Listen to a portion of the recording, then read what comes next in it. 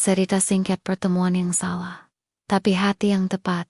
Cerita ini bukan hanya tentang cinta biasa. Ini kisah tentang dua hati yang bertemu di tempat dan waktu yang salah, tapi terasa begitu tepat. Tentang rahasia, perpisahan, dan cinta yang bertahan, meski jarak dan waktu mencoba memisahkan. Kalau kamu pernah mencintai seseorang secara diam-diam, atau pernah merasa kehilangan yang terlalu dalam, cerita ini akan menyentuhmu.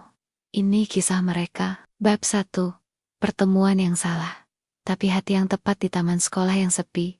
Bunga sakura berguguran pelan, tertiup angin sore. Rai duduk sendiri di bangku kayu.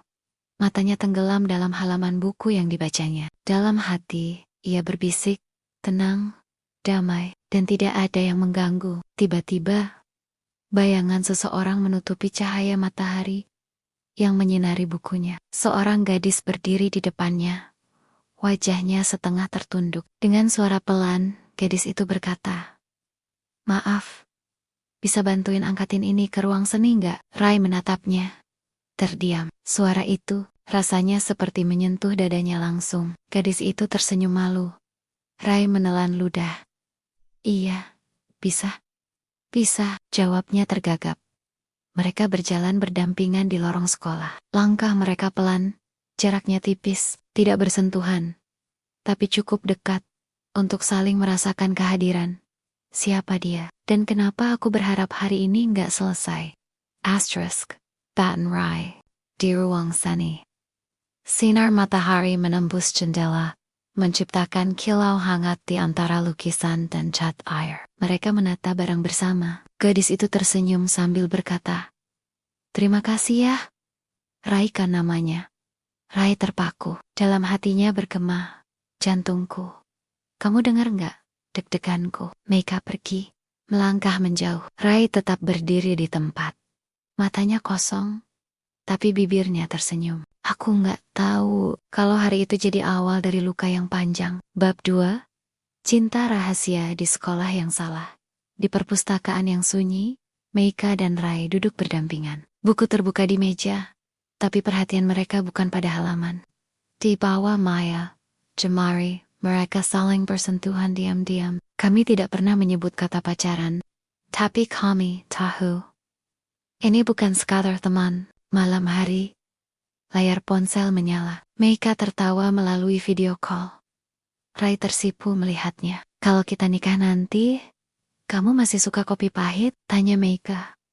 Rai tersenyum, menjawab, "Kalau kamu manis, kopinya harus pahit dong, biar imbang." Hari berikutnya, guru berdiri di depan kelas, wajahnya serius. Sebuah foto dari CCTV terlihat di layar.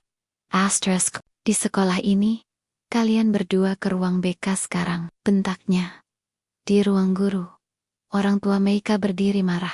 Meika hanya tertunduk, air mata menetes diam-diam. "Di sekolah kami, pacaran adalah dosa." Di gerbang sekolah, Rai berdiri sendiri. Meika berjalan melewatinya tanpa menoleh. Kami dipisahkan oleh peraturan dan oleh rasa takut orang tua. Bab 3. Pura-pura move on. Di sebuah kafe kecil, Rai duduk bersama gadis baru. Cangkir kopi di depannya tak tersentuh, tatapannya kosong. Pikirannya entah kemana. Ini bukan cinta, ini pelarian. Di kamar yang gelap, Meika memeluk bantal. Air mata mengalir di pipinya. Ia menatap foto lama mereka bersama. "Apa aku masih boleh berharap?" bisiknya lirih. Bab 4. Jarak.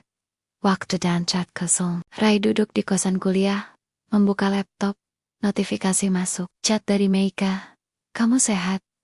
Rai menatap layar. Rasanya seperti mimpi yang kembali lewat sinyal. Malam-malam berikutnya, mereka saling menelepon. Hanya suara. Tak ada pelukan, tak ada tatapan. Cinta, jarak jauh, adalah harapan tanpa pegangan. Suatu malam, Meika mengirim pesan singkat. "Aku capek." Rai mengetik balasan, lalu menghapusnya. Dalam hati ia ingin berkata, "Aku juga capek, tapi kalau bukan kamu, aku nggak tahu harus ke siapa lagi." Bab 5. Putus lagi di atap gedung kampus. Angin berembus pelan. Rai berdiri sendiri, menatap langit kelabu.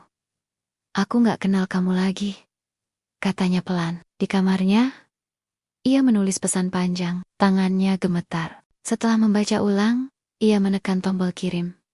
Aku pamit. Mulf. Bab 6. Luka yang tak pernah sembuh malam hujan. Rai berjalan tanpa payung. Air hujan membasahi wajah dan bajunya. Aku putus 2 kali dengan orang yang sama. Luka itu double. Beberapa bulan kemudian, upacara kelulusan. Semua bersorak gembira, tapi Rai hanya tersenyum datar. Matanya kosong. Aku selesai, tapi ada bagian hatiku yang belum selesai. Bab 7. Pertemuan yang tidak direncanakan di kota lain, tahun 2017, telah berlalu.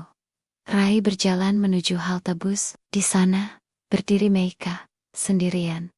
Wajahnya tak berubah, tapi waktu telah banyak berlalu. Setelah bertahun-tahun, dia masih sama. Tapi aku sudah berbeda. Mereka duduk di taman. Diam.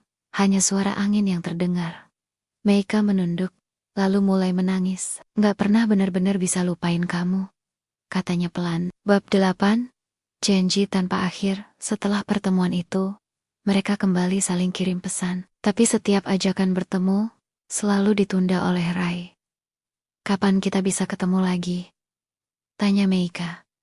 Nanti ya, aku sibuk, jawab Rai. Suatu pagi, notifikasi Instagram muncul. Meika baru saja bertunangan. Rai menatap layar ponsel. HP-nya terjatuh. Suara denting keras memecah kesunyian. Malam itu, Rai menangis sendirian di kamar kos. Tangis yang tertahan selama bertahun-tahun, akhirnya tumpah. Semua yang aku tahan, tumpah malam itu. Epilog, dan aku masih di sini. Pagi yang biasa di taman kota, Rai duduk sendiri di bangku yang mulai lapuk. Orang-orang berlalu lalang, dunia terus berjalan. Tapi dia tetap di sana. Dia bahagia. Dan aku masih di sini, menunggu hati ini berani pulih. Rai memejamkan mata. Dalam hati ia berkata, aku nggak pacaran lagi. Aku belum siap untuk kehilangan lagi.